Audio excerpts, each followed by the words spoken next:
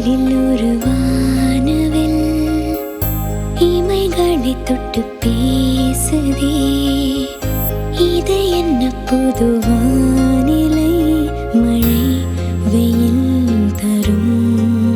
உன்னிடம் பார்க்கிறேன், நான் பார்க்கிறேன் என்